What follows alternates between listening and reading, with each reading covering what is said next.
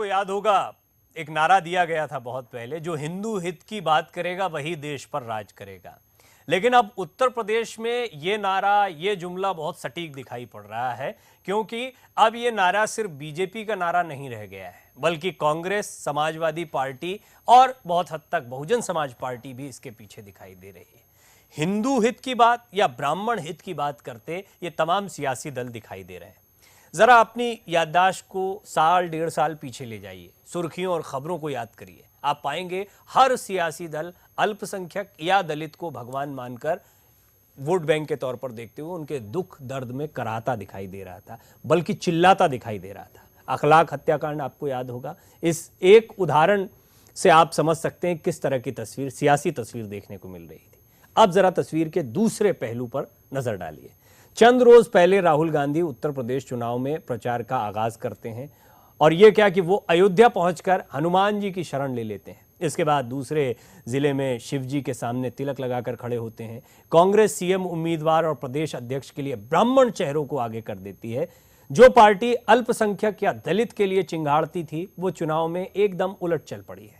दूसरी तरफ सत्ताधारी हैं जो कभी खुद को मुल्ला कहलाने से फूले नहीं समाते थे, लेकिन आज वही समाजवादी अयोध्या में लोगों को श्री राम के दर्शन करवाना चाहते हैं।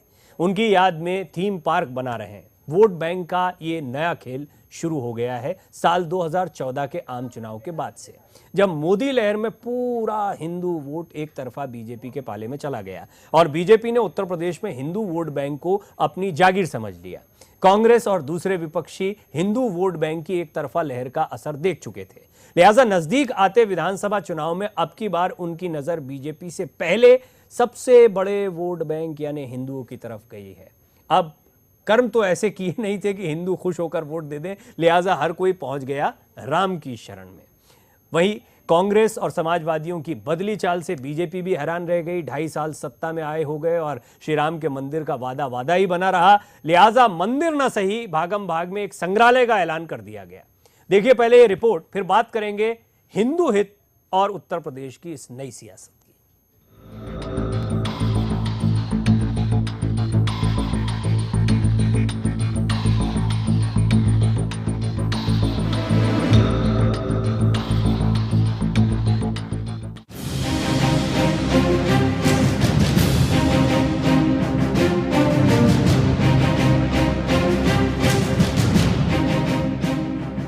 विधानसभा चुनाव से पहले उत्तर प्रदेश में हर सियासी दल खुद को दूसरे से बड़ा हिंदू हितैषी दिखाने में जुटा है।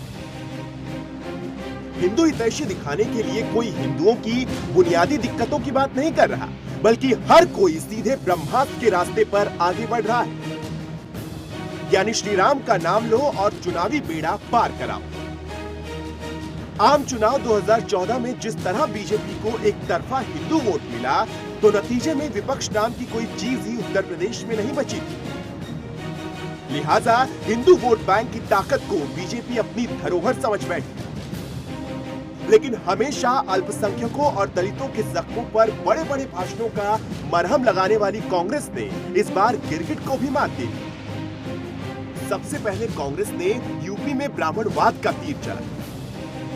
सीएम कैंडिडेट से लेकर राज्य पार्टी अध्यक्ष तक हिंदुओं को खुश करने वाली तस्वीर पेश की।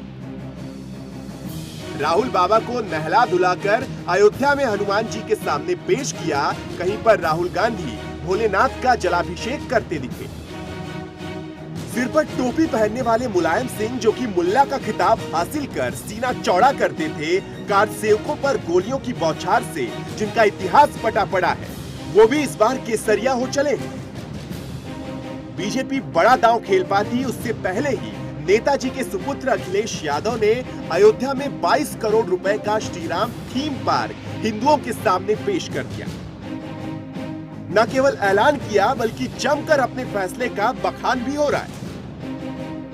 जैसा कि शुरुआत में जिक्र आया, बीजेपी जो कि 2014 की गलतफहमी में हिंदुओं पर एकाधिकार समझ रही थी, कांग्रेस और समाजवाद की कमान से निकले तीरों से सकपका गई। आनंद फानन में श्री राम के नाम पर अयोध्या में म्यूजियम का ऐलान कर दिया।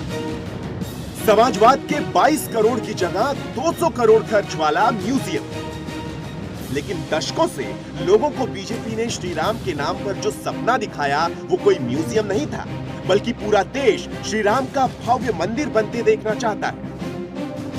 लिहाजा बाहर से सवाल उठते उससे पहले विनय कटियार, सुब्रमण्यम स्वामी से लेकर उमा भारती और तमाम दूसरे बीजेपी नेताओं ने ही अपनी पार्टी के फैसले पर संतुष्टि नहीं दिखाई। इस बीच बहुजन समाजवादी पार्टी की हालत भीगी बिल्ली खंबा नोचे जैसी है। वो राम के नाम पर कुछ बड़ा ऐलान कर नहीं सकती और उसे भी चुनाव जीतने के लिए हिंदुओं के वोटों की दरकार है। लिहाजा बस सवाल पर सवाल ही दागे जा रहे। अब साल 2016 की जनता फिर भावुक हो जाए और वोटों की बौछार कर दे, इसकी संभावना कम ही नजर आती है। आज के नजदीकी चुनावी माहौल से अगर 1-1.5 साल पहले चले जाएं, तो जो हिंदू बहुसंख्यक तमाम सियासी दलों के लिए कोई मायने नहीं रखता था, लेकिन चुनाव की नजदीकी के साथ हिंदुओं की चिंता यानी श्री राम की याद हर किसी को सता रही है और श्री राम की तरह हिंदू भी ये बात अच्छी तरह समझ रहा है। दूरदर्शन न्यूज के लिए ब्यूरो रिपोर्ट के साथ सुनील धनखड़।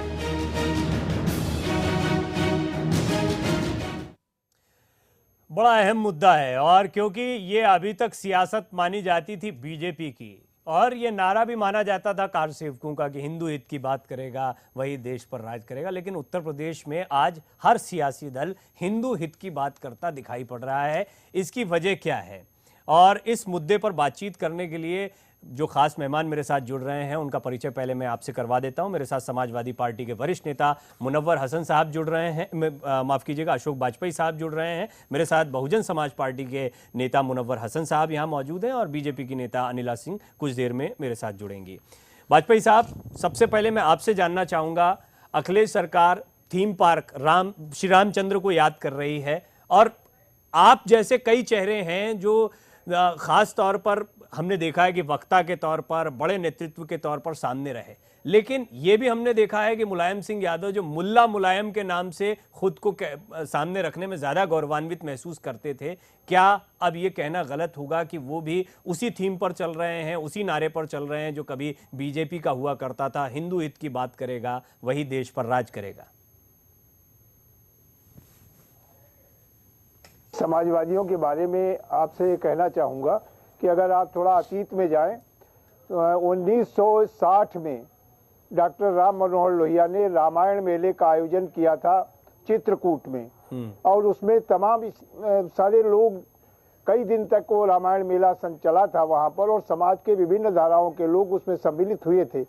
तो समाजवादी पार्टी आज से नहीं, लंबे समय से, क्योंकि भगवान रामचंद्र जी को और श्री कृष्ण जी को भारतीय संस्कृति का सलाका पुरुष मानती है और ये मानना है हम लोगों का कि जो भारतीय दर्शन, भारतीय संस्कृति है, राम और कृष्ण के चरित्र के इर्द गिर्द घूमती है और उनको लेकर के समाजवादी पार्टी के मन में या समाजवादियों के मन में कभी कोई वो नहीं रहा है। और हमने हमेशा कहा है कि ये ऐसे प्रेरणा पुरुष हैं, इनसे समाज को हमेशा प्रेरणा मिलती है और समाज को एक साथ लेकर चलने की और समाज को एक साथ जोड़कर चलने की हमेशा इनसे हमको वाजपेयी साहब आप ब्राह्मण चेहरा भी हैं, समाजवादी पार्टी का ब्राह्मण चेहरा है, हालांकि बहुत कम चेहरे हैं वहां पर और उनमें से एक आप हैं। मैं आपसे जानना चाहूंगा, क्या सीधी बात, क्या ब्राह्मणों और हिंदुओं के वोटों की दरकार सभी राजनीतिक दलों को है? इस पर सभी का फोकस है इस वक्त उत्तर प्रदेश में? देखिए, सही बात, स्वाभाविक है, ब्राह्मण उत्तर प्रदेश में सबसे बड़ी तादाद में है और व्यक्तिगत अगर जाति की संख्या में देखा जाए तो ब्राह्मणों का प्रतिशत प्रदेश में सर्वाधिक है। तो ये स्वाभाविक है, समाज का एक पढ़ा लिखा प्रबुद्ध वर्ग है, कोई भी राजनीतिक दल उससे जुड़ना चाहेगा, उसे जोड़ना चाहेगा और इसमें कोई गुरेज भी नहीं है कि आज की जो राजनीति है उसमें जातीयता को कहीं नकारा नहीं जा सकता है और विभिन्न राजनीतिक दल इसी के आधार पर अपनी रणनीति बनाते हैं कि हम कौन कौन जातियों को अपने साथ जोड़कर खड़ा करें।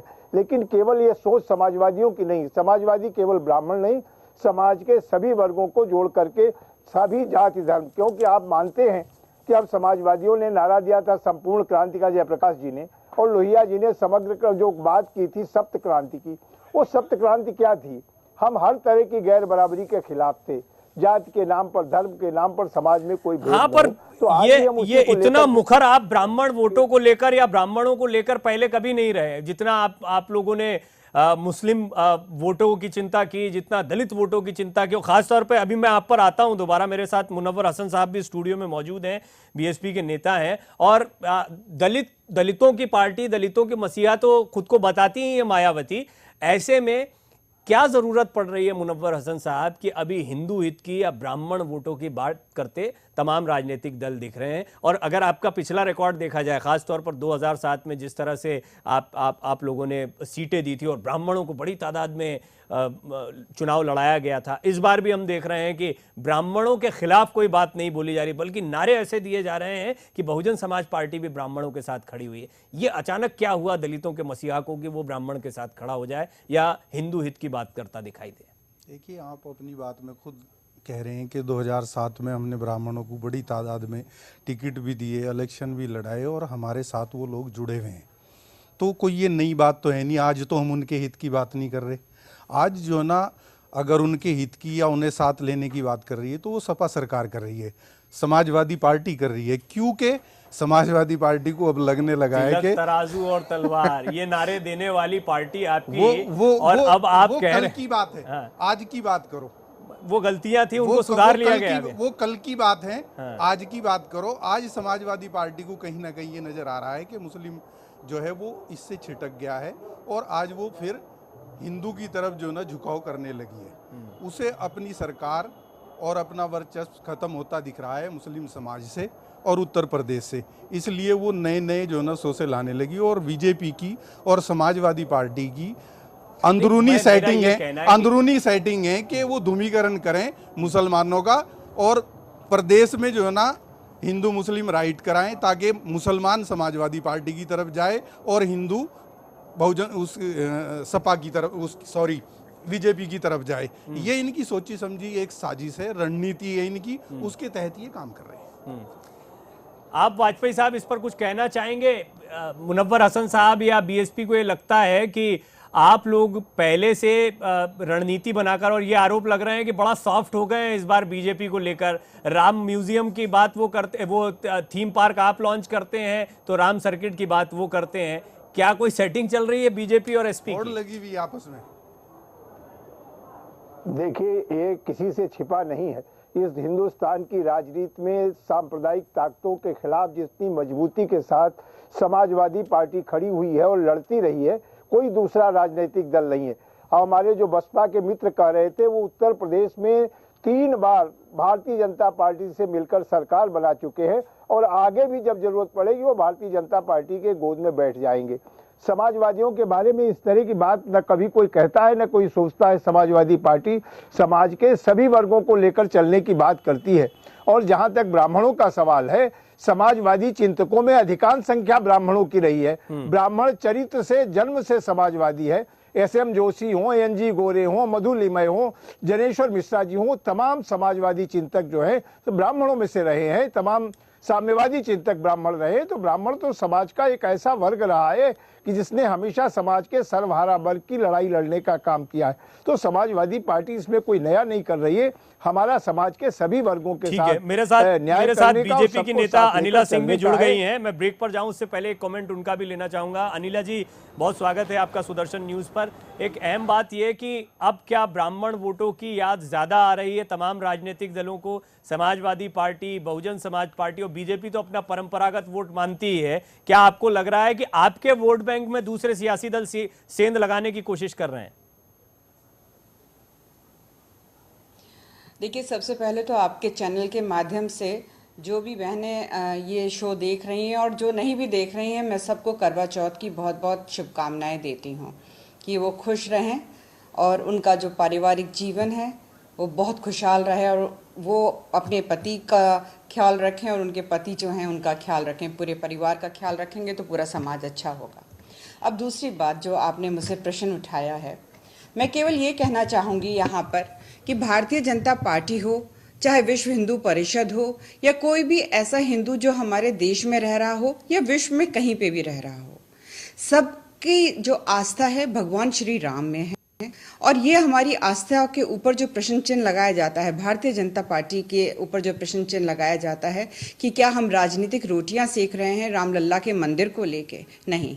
राम हमारी आस्था है, वो हमारे आराध्य हैं। जब से आंखें खोली हैं हमने अपने परिवार में भी श्री राम की पूजा होते हुए देखा है और ये हर हिंदू परिवार में होता है। तो मेरे ख्याल से चाहे वो भारतीय जनता पार्टी हो चाहे कोई भी हो, वो उसको राजनीतिक अखाड़ा नहीं बनाएंगे। रामलला का मंदिर जो है वो राजनीतिक अखाड़ा नहीं बन सकता है, वो हमारे आराध्य हैं। ये बड़ी अहम बात है। मुझे एक छोटा सा ब्रेक अनिला जी यहाँ लेना है, इस पर बहुत डिटेल में अभी डिस्कशन होगा। समाजवादी पार्टी, बहुजन समाज पार्टी के नेता भी मेरे साथ मौजूद हैं। लेकिन राम राम जपना और यूपी का वोट अपना, बात यहीं तक है या फिर सचमुच जैसा अनिला जी कह रही हैं कि रामलला के प्रति हमारी जो आस्था है वो हमने बचपन से देखी है तमाम हिंदुओं ने, लेकिन ये हिंदुओं की और रामलला की इतनी याद चुनाव के वक्त ही क्यों आती है, इस पर बात करते हैं एक ब्रेक के बाद।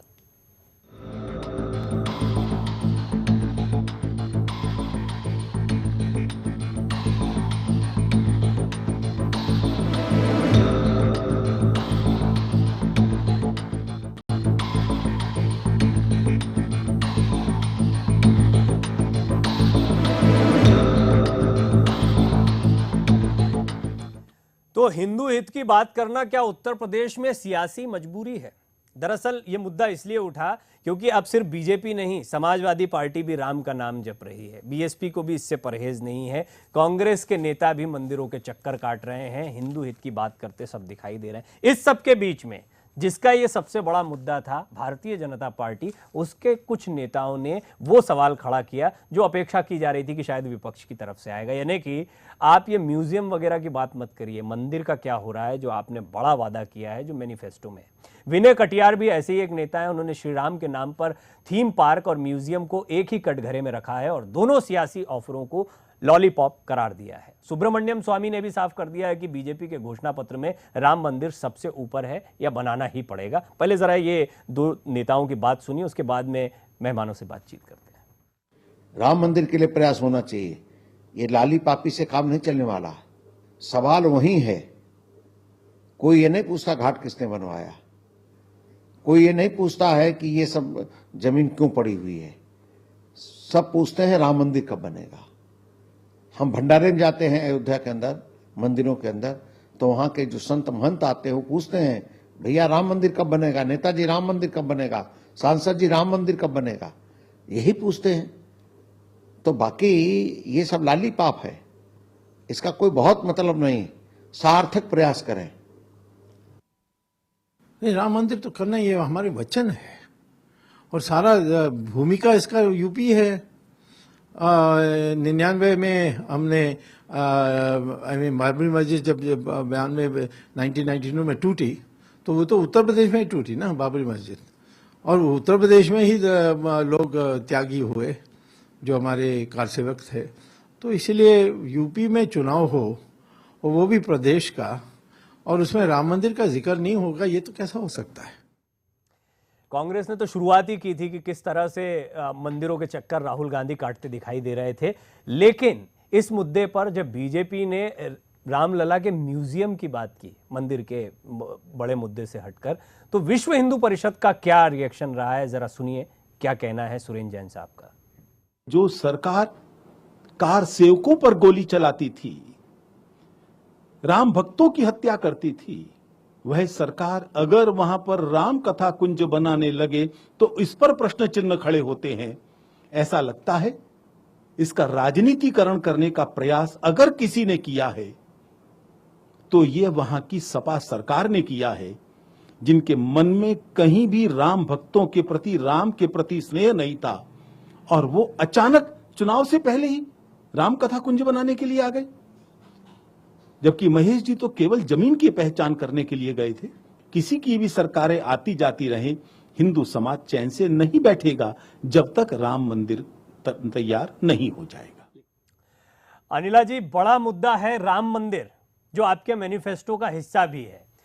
समाजवादी पार्टी अगर कोई रामायण सर्किट बनाती है, और उसको चुनावी लॉलीपॉप कहा जाता है तो बात समझ में आती। लेकिन आपके नेता खुद इस बात को पुरजोर तरीके से कह रहे हैं कि चाहे वो सर्किट बनाना हो या कोई म्यूजियम बनाना हो, दोनों एक ही कटघरे में रखे जा रहे हैं। बड़ा मुद्दा है राम मंदिर बनाना। क्या ये राम मंदिर को कंपनसेट किया जा रहा है म्यूजियम के माध्यम से? नहीं, देखिए, जहाँ तक राम मंदिर का सवाल उठता है, 1853 से हमारी ये लड़ाई चल रही है और ईश्वर ने चाहा, भगवान श्री राम का आशीर्वाद रहा तो भारतीय जनता पार्टी की सरकार में ये समाप्त होगा और रामलला का मंदिर बनना शुरू हो जाएगा। सुप्रीम कोर्ट के फैसले का इंतजार हम कर रहे हैं, कानून के खिलाफ हम नहीं जा सकते हैं। ये तो रामलला के मंदिर बनाने के विषय की बात हो गई है। आपको पता है सब जुडिस है पूरा मसला सुप्रीम कोर्ट में।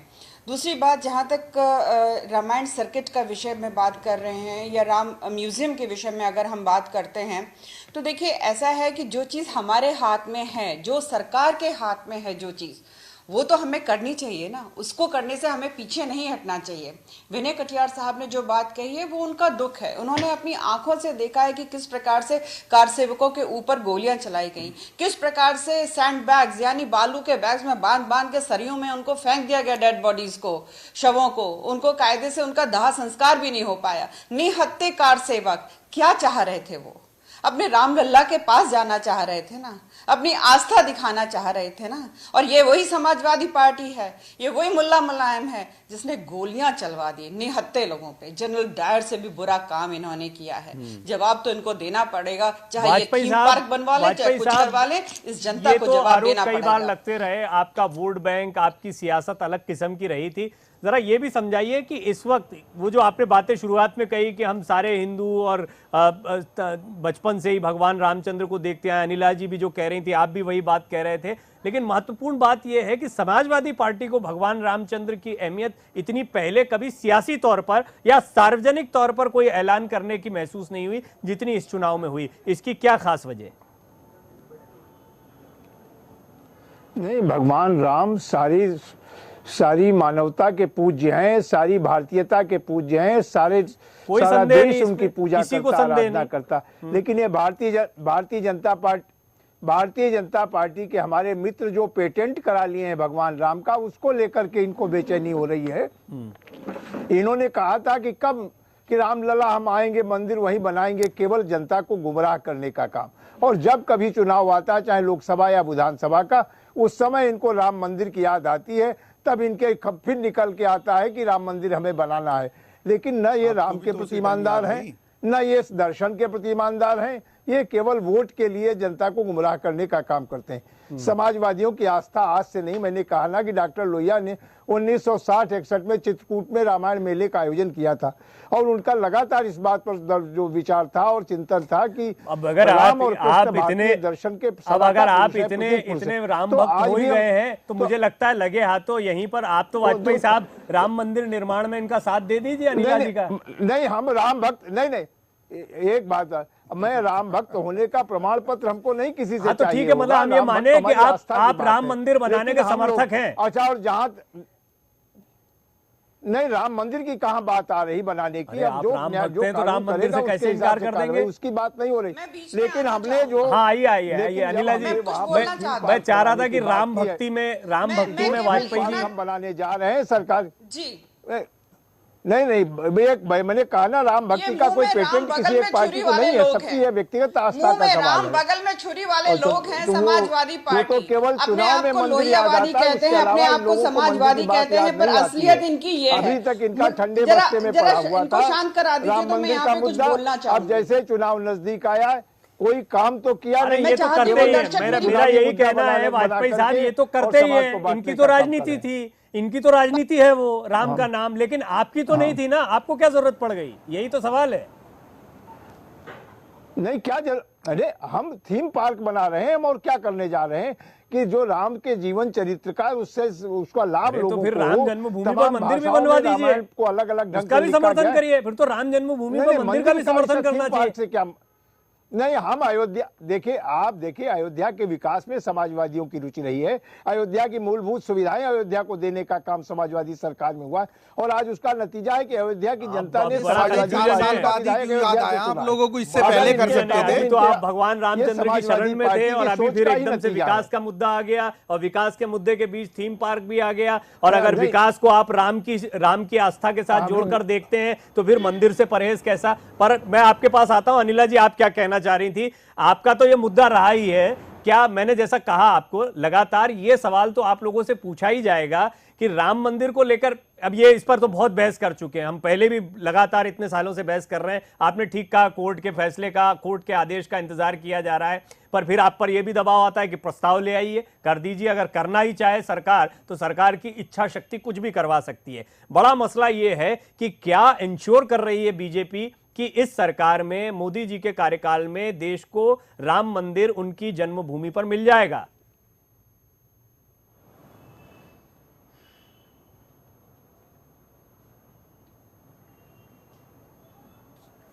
मुझे लगता है कि आप तक आवाज नहीं पहुंच पा रही। हम अनिला जी से फिर संपर्क करते हैं। लेकिन मुनव्वर साहब, राम इस बार बड़ा नाम है। राम तो हमेशा से इस देश के लिए बड़ा नाम रहे, इसमें किसी को कोई संदेह नहीं रहा।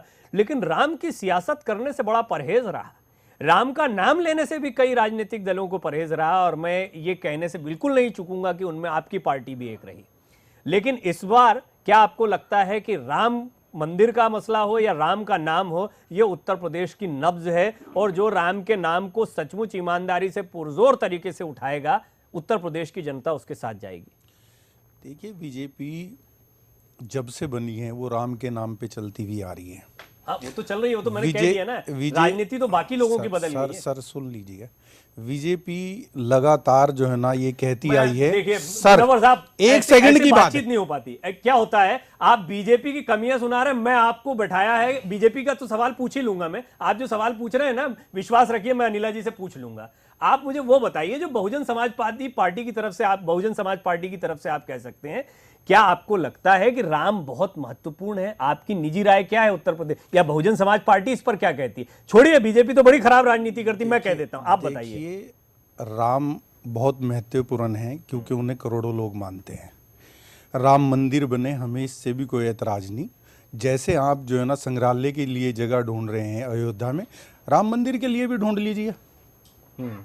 जैसे वो पार्क बना रहे हैं सपा के लोग, वो जो है ना जगह ढूंढ रहे हैं, सुप्रीम कोर्ट वो जो है ना करिएगा। नहीं, सुप्रीम कोर्ट में जाने की जरूरत ही नहीं, जगह ढूंढ लीजिए। ऐतिहासिक दस्तावेज हैं, वहां पर मंदिर था, देखिए, मंदिर होने के सबूत हैं, तमाम चीजें, वो एक अलग बहस हो जाएगी। आपने और मैंने मस्जिद देखी है वहां पे। हम कल क्या था, किसने देखा है? कौन एक आदमी लाके मुझे दिखा दे, ये बताए। चर्चा ही बदल जाएगी और ये मेरे और आपके बस का है भी नहीं। अभी मेरी बात सुनिए, मैं ये बताना चाहता हूं कि आज जो है ना इलेक्शन नजदीक है और राम राम राम राम ज्यादा हो रही है। और मेरी समझ जो है, जो मैंने आज तक इस देश में देखा है, जहां मैं कहीं गया हूं, जहां राम राम राम ज्यादा होती है जिस वक्त, उस टाइम राम राम सत्य का टाइम आ जाता है। अब गुजरात से जो है ना, अभी तो आपने कहा राम महत्वपूर्ण है, राम थे, मैं बता रहा हूं ना, तो ज्यादा राम राम होगी तो फिर उसका क्या होगा?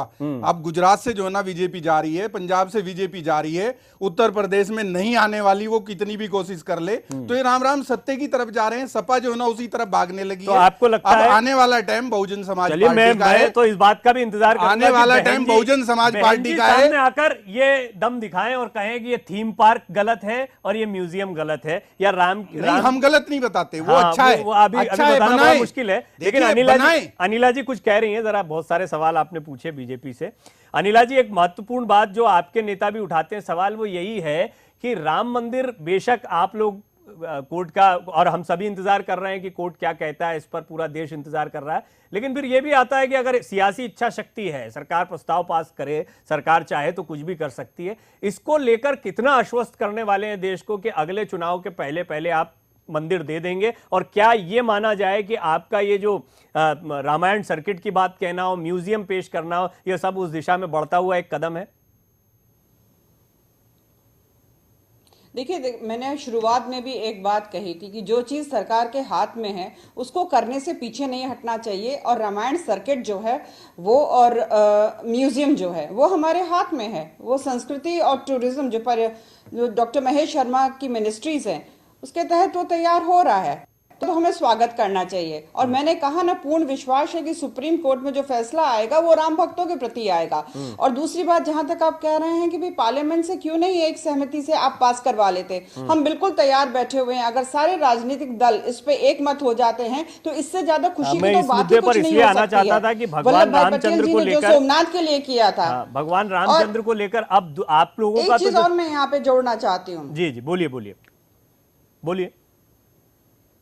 एक चीज और मैं जोड़ना चाहती हूँ, क्योंकि जो वाजपेयी साहब समाजवादी पार्टी का यहाँ पे प्रतिनिधित्व कर रहे हैं वो काफी कुछ बोल रहे थे ये भारतीय जनता पार्टी के लिए, और बहुजन समाज पार्टी के जो मेरे भाई बैठे हैं वो भी बहुत कुछ कह रहे थे। मैं केवल इतिहास में आपको लेकर इतना याद दिलवाना चाहती हूँ कि मुल्ला मुलायम जी ने तो ये कहा था कि गोलियां मैंने निहत्थे कार सेवकों के ऊपर इसलिए चलवाई थी क्योंकि मुझे लोकतंत्र को बचाना था, नहीं तो लोगों का विश्वास उठ जाता इस देश से और लोकतंत्र से। और आप कल्याण सिंह जी का भाषण सुनिए, उन्होंने कहा था कि मेरे के ऊपर बहुत ज्यादा प्रेशर था कि कार सेवकों के ऊपर मैं गोलियां चलवाऊं, और मैंने कह दिया था कि मैं निहत्थे कार सेवकों के ऊपर गोलियां नहीं चलवाऊंगा, नहीं चलवाऊंगा, नहीं चलवाऊंगा।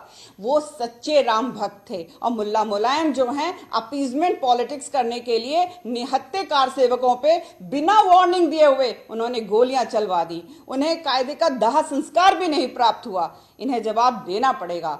मंदिर तो जरूर बनेगा। सुप्रीम कोर्ट जो है, मुझे पूरी आशा और विश्वास है कि राम भक्तों के प्रति फैसला देगी, परंतु ये जो मुल्ला मुलायम का नया खेल चल रहा है कि थीम पार्क बनाएंगे, वो नहीं चलने वाला। जी वाजपेयी साहब, ये आपने सुना अभी कई बार इस जुमले का इस्तेमाल हुआ, मुल्ला मुलायम, और ये कोई ऐसा नहीं कि मजाक में कहा जाता है, और इससे कोई परहेज कभी समाजवादी पार्टी को या खुद मुलायम सिंह यादव को नहीं रहा है। क्या आपको लगता है कि अब समय आ गया है मुल्ला मुलायम की छवि को बदला जाए और राम भक्त मुलायम को सामने रखा जाए?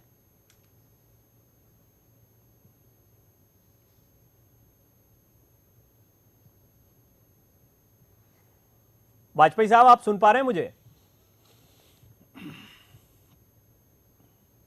लगता है वाजपेयी साहब तक मेरी आवाज नहीं जा रही है।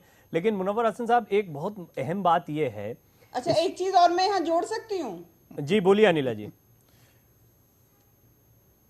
जी, अभी हम बहुजन समाज पार्टी से जो भाई मेरे बैठे हुए हैं, उन्होंने ये बोला कि भाई जो सामने था वो बाबरी मस्जिद थी, किसने देखा वहां पे मंदिर था कि नहीं था? शायद इनको जानकारी नहीं है। आर्कियोलॉजिकल सर्वे ऑफ इंडिया ने जब वहां पर छानबीन करी थी तो वहां पे मंदिर के अवशेष पूरे मिले थे, और उसी के आधार पर हाईकोर्ट में भी जो फैसला दिया था हमारे पक्ष में, वो भी उसी के आधार पर था। तो वहां पर मंदिर था, ये सब जानते हैं। तो इस प्रकार की बात कहना कि वहां पर देखिए, उस वक्त भी अनिला जी जब कह रहे थे, मुनव्वर हसन साहब, मैं इस मुद्दे को इसलिए ज्यादा आगे नहीं ले जाना चाहता क्योंकि ये मुद्दा अलग है और इसमें कोई संदेह नहीं है। मामला कोर्ट में है और हाई कोर्ट से आपने बिल्कुल ठीक कहा। इन सारी बातों जानकारी भी होनी चाहिए ना, ये बिल्कुल जानकारी है मैडम।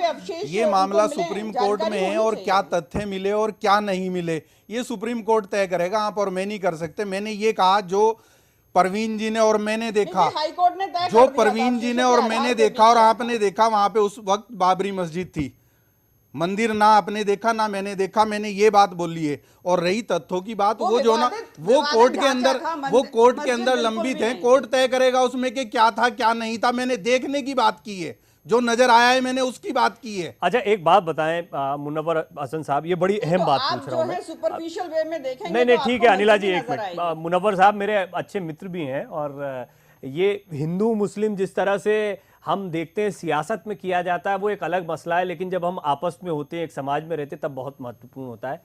क्या आपको लगता है मुनव्वर साहब कि मुस्लिम समाज जो है वो, चाहे किसी राजनीतिक दलों में, खास तौर पर अगर बहुजन समाज पार्टी में है या समाजवादी पार्टी में है, तो मुस्लिम समाज की एक अलग भाषा होगी अगर वो उसी पार्टी के नेता हैं, और वहीं पर अगर वाजपेयी साहब की तरह कोई समाजवादी पार्टी के नेता हैं या कोई ब्राह्मण नेता बहुजन समाज पार्टी में हिंदू नेता है, उसकी भाषा अलग हो जाएगी। क्या हिंदू मुसलमान का भेद इस मुद्दे पर भी कर दिया जाता है? मतलब हम एक मुद्दे पर जहां पार्टी हमारी एक हो जाए, वहां पर भी एक नहीं होंगे क्योंकि हमारी मान्यताएं अलग है, हमारा धर्म अलग है।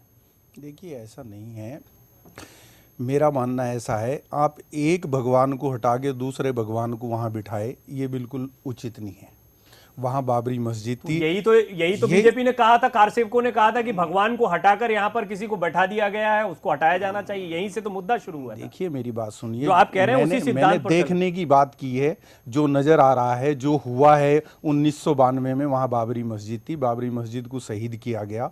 अब वहां पे जो ना आप हमारा एक इतिहास खुदा को सुनो, 1992 इतिहास सीमित नहीं है ना, इतिहास सीमित नहीं है। देखिए, हम बहुत सारी बात निकल के आएंगी। भगवान रामचंद्र का सर्किट बना रहे हैं, तो भगवान रामचंद्र के अस्तित्व से तो हमें कोई संदेह नहीं। परवीन जी, बहुत सारी बात निकल के आएंगी। वहां पे एक महंत ने जो है ना निशान लगाया कि यहाँ पे श्री राम जो है ना पैदा हुए थे। क्या प्रूफ है उनके पास कि इसी जगह पे? वो जगह कौन सी थी आपको बता दूं, जहां पे इमाम साहब खड़े होकर नमाज पढ़ाते हैं, उन्होंने एक जगह डिक्लेयर कर दी कि यहाँ पे राम पैदा हुए थे। वो उस टाइम पे मुझे ये बता दें, में कहीं पे भी बाबरी मस्जिद का कोई जिक्र नहीं है। चलिए अनिला जी, देखिए उसके ऊपर इतना डॉक्यूमेंटेशन हो चुका है और कोर्ट में इतनी बातें रखी जा चुकी हैं, इतने साक्ष्य रखे जा चुके हैं। कोर्ट जो है वो साक्ष्यों के आधार पर चलता है और हम आप सब सुशीला जी से मैं एक सवाल करना चाहता हूं, अनिला जी से, सॉरी, मैं एक सवाल करना चाहता हूं। अभी जो केंद्र की सरकार है वो हिंदुओं की सरकार तो नहीं है, पूरे देश की सरकार है। इसमें ईसाई भी हैं, मुस्लिम भी हैं, सिख भी हैं और हिंदू भी हैं। उन्होंने 250 करोड़ रुपए वहां पे जो है ना संग्रहालय के लिए पास कर दिए, ठीक है। क्या उन्होंने कोई आज तक 2.5 साल में ऐसा काम किया है कि किसी मुस्लिम बहुल इलाके में एक हॉस्पिटल ही बना दें?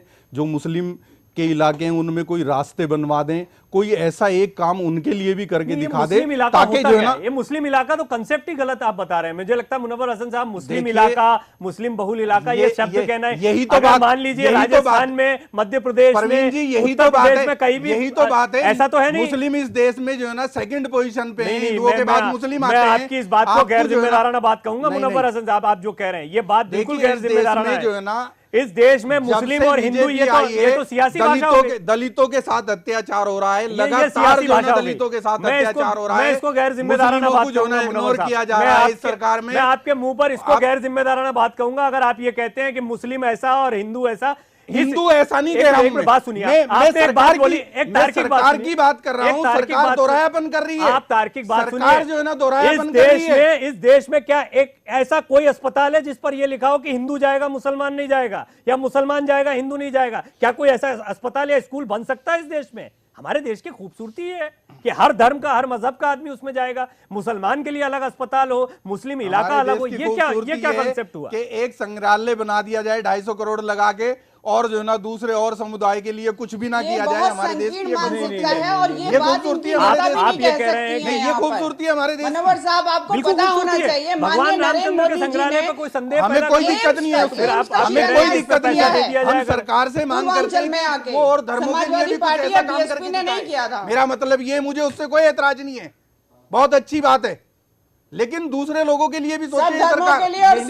ये समझते हैं खाली जो है ना हम एक समुदाय के वोट लेके जाना। एक बात तो ये मान लूं कि आप ये कह रहे हैं कि ये काम तो ठीक किया, बिल्कुल ठीक किया, बढ़िया, बिल्कुल। अब बाकी जो कहता हूँ, बाकी जो दिल से कहता हूँ, लेकिन मेरा कहना ये है कि दूसरे लोगों के बारे में सरकार एक समाज की नहीं है, सरकार पूरे देश की है। मैं उम्मीद करता हूँ जब आप ये सवाल उठा रहे हैं तो बहन जी के अगले पार्क के पहले भी आप कहेंगे कि बहन जी मुस्लिम इलाकों में जाकर कुछ बनवाइए, यहाँ पार्क मत बनवाइए, आप मुस्लिम अस्पताल बनवा दीजिए। आप ये मैं दावा करता हूँ कि बहन जी भी ये नहीं कर पाएंगी कि कोई मुस्लिम अस्पताल इस देश में वो कहीं भी बना पाए। आपने कहा मुस्लिम समुदाय के लिए, मुस्लिम इलाका के लिए अस्पताल बनवा दीजिए। लोग ऐसा इलाका क्या होता है? गरीब लोग जो है ना नहीं जा पाते, नहीं, कुछ ऐसा करना चाहिए सरकार को जो नजर आए। अनिला जी भी कुछ कह रही हैं। अनिला जी, ये एक हिंदू मुस्लिम की राजनीति का कार्ड तो होता है। केवल इतना कहना चाहती हूँ, इतने पत्थर जड़वा दिए पार्क में, इनकी नेता ने क्या करवाया? ये प्रश्न उठा रहे हैं माननीय नरेंद्र मोदी जी के लिए। आप क्या कर रहे हैं 250 करोड़ खर्च करके? धर्म वर्ग पंथ पे नहीं राजनीति। आप क्या कर रहे हैं 250 करोड़ खर्च करके? एम्स का शिलान्यास किया है तो नरेंद्र मोदी जी ने। आप क्या कर रहे हैं 250 करोड़ खर्च करके? हम तो बहुत कुछ कर रहे हैं। आपकी जानकारी बहुत बहुत कमजोर है। आपको ना तो राम मंदिर के विषय में कुछ जानकारी है, ना आपको ये पता है कि ये सरकार जो है माइनॉरिटीज के लिए क्या कर चुकी है और क्या क्या कर रही है। आपकी नजर जानकारी बिल्कुल नजर आ रहा है पुख्ता जो नहीं कर रही बिना है, जो जानकारी नहीं के कर यहाँ रही पे है, बैठे हुए ये सब हैं नजर और आ रहा बिना है। जानकारी बैठकर आप माननीय प्रधानमंत्री जी के ऊपर और एनडीए सरकार के ऊपर अगर आप प्रश्न चिन्ह लगाएंगे तो उससे पहले आप मुझे उत्तर दे दीजिए कि जो बहन जी हैं, माननीय मायावती जी हैं, उन्होंने क्या क्या कर दिया, वो हिसाब दे दीजिए, फिर मैं अपना हिसाब दे देती हूँ आपको।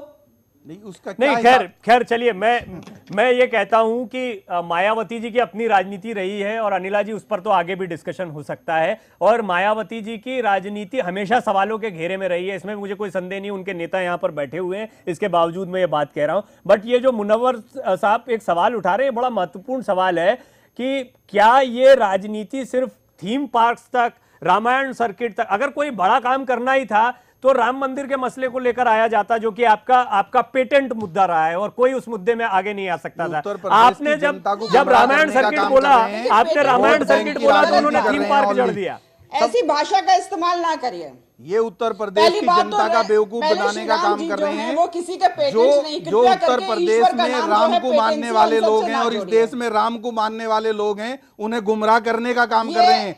आप नजर नहीं आएंगे इस इलेक्शन के बाद। केवल भारत के हिंदू नहीं, ये जगह चिन्हित करने के बाद आप लोग नजर नहीं आएंगे वहां से। उत्तर प्रदेश का इलेक्शन होने के बाद आप नजर नहीं आएंगे वहां से, क्योंकि आप नहीं कर सकते कुछ। सबकी आस्था है, हम हर जगह नजर आते हैं। बहुजन समाज पार्टी का क्या हाल हुआ है, राम के नाम पे आप वोट लेके गायब हो जाते हैं। 2014 में भी आप मनुस्मृति में 20 बार वादा कर चुके हैं। संभाली नहीं जाती आप है, लगातार सारे ये नेता कहते थे छोड़ कर वहां पर भाग रहे हैं। बहुमत की सरकार होगी, श्री राम में हमारी आस्था है, वो हमारे आराध्य है। अगर उसको ऊपर आप टीका टिप्पणी करेंगे तो शायद अच्छा नहीं होगा। सुप्रीम कोर्ट के फैसले का इंतजार करिए, जो म्यूजियम बन रहा है। तब भी चल रहा था, हाई कोर्ट में तब भी चल रहा था मैटर। अब आप लोगों को लगातार कहते थे हमारी पूर्ण बहुमत की सरकार आएगी तो हम राम मंदिर चीज समझना चाह रहा हूं, आप दोनों से 1 मिनट रुक जाइएगा। ये तो ऐसे तो बहुत सारे मसले आ जाएंगे, लेकिन दोनों से ही समझना चाहूंगा। मुनव्वर साहब, पहले आपसे, आपने खुद माना 2007 से ही आप लोग ब्राह्मणों को अपीज करने की या खुश करने की पॉलिटिक्स कर रहे हैं। खुश नहीं करते, ब्राह्मण हमारे साथ दिल से लगा हुआ महत्वपूर्ण है और हम उनकी इज्जत करते हैं, उनका सम्मान करते हैं। मेरी नेता जो है ना, मेरा सवाल तो सुन लीजिए। मेरी नेता उन्हें सबसे ज्यादा मेरा सवाल, मैं सवाल पूरा कर दूं अपना। बीएसपी ब्राह्मणों की पार्टी है, दलितों की पार्टी है? बीएसपी पूरे देश की पार्टी है और पूरे देश में जितने समाज रहते हैं उन सब की पार्टी है और सबको साथ लेके चलती है। ब्राह्मणों को 2007 में आपने टिकट दिया था, इस बार भी क्या चुनाव में ब्राह्मणों को टिकट ज्यादा दिया जाएगा, जिसकी पूरी उम्मीद लग रही है? देखिए, मेरी बात सुनिए। या आपने कहा कि समाजवादी पार्टी का मुस्लिम वोट कटकर आपके पास आने वाला है तो मुसलमानों को वोट ज्यादा, टिकट ज्यादा देंगे? तिवारी जी, मेरी बात सुनिए। ये फैसला मैं नहीं कर सकता है टीवी पे बैठ के। मेरी नेता बैठी है और बहुत समझदार है, किसे कितने टिकट मिलने चाहिए ये जो मेरी नेता का फैसला होगा उसके साथ हम हैं। ये तो मेरे हाथ में नहीं टिकट देना, किसे देना कम और किसे देना ज्यादा। लेकिन मुझे ये पता है कि मेरी पार्टी में एक बहुत बड़ा चेहरा सतीश चंद्र मिश्रा जी हैं और वो अपने समाज को देखते हैं और उनके होते हुए उनके साथ कोई नाइंसाफी नहीं हो सकती। तो मिश्रा जी की वजह से ब्राह्मणों पर आप लोग फोकस करते हैं, या बहन जी का भी ब्राह्मणों से कुछ लगाव है, या उनको भी लगता है कि ये महत्वपूर्ण है उत्तर प्रदेश? बहन जी हमारी पार्टी की राष्ट्रीय अध्यक्ष हैं। हाँ। उन्होंने हर समाज के लोगों को अलग अलग जिम्मेदारी दी हुई है। अगर बहन जी जिसे भी सतीश चंद्र मिश्रा जी के अलावा अगर किसी और को ब्राह्मणों की जिम्मेदारी देंगी तो वो देखेंगे। अब सारा काम वो एक साथ खुद तो नहीं कर सकती, लेकिन बहन जी की पॉलिसी है, बहन जी जो चाहती है वही तो ये लोग मैं एक काम करता हूं, आज का जो मुद्दा है, अहम मुद्दा, उस पर जरा दोबारा लौटता हूं। हिंदू हित, सियासी मजबूरी, ये मेरा आज का सवाल है। अनिला जी, क्या ब्राह्मणों की और हिंदुओं की याद इस बार सबको ज्यादा आ रही? आपने कहा कि राम पेटेंट है, एक मिनट रुक जाइए, राम पेटेंट है, ये जुमला ठीक नहीं लगता। मैं ठीक है, चलिए मानता हूं कि राम किसी के पेटेंट हो ही नहीं सकते, कोई माइका लाल ऐसा नहीं हुआ, क्योंकि राम तो हर कण कण में है। राम क्या हिंदू के, क्या मुसलमान के, क्या मेरे, क्या आपके, क्या ब्राह्मण के, क्या दलित के, राम तो सबके हैं। यही तो राम की खासियत है, राम कण कण में है, इसमें कोई संदेह नहीं। लेकिन जब बात आती है राम पर सियासत की, जब बात आती है राम के नाम के इस्तेमाल की, तो क्या उसका विशेष मौका होता है? और अगर ऐसा नहीं है तो क्या यही सही समय था कि जब रामायण सर्किट बनाया जाता? और क्या अगर ऐसा है भी तो ये वो सही समय नहीं था जब राम मंदिर के बारे में भी कोई ठोस निर्णय लिया जाता? देखिए, एक मिनट अनिला जी। नहीं, आशा करते हैं कि सुप्रीम कोर्ट जो है जल्द से जल्द फैसला लेगा।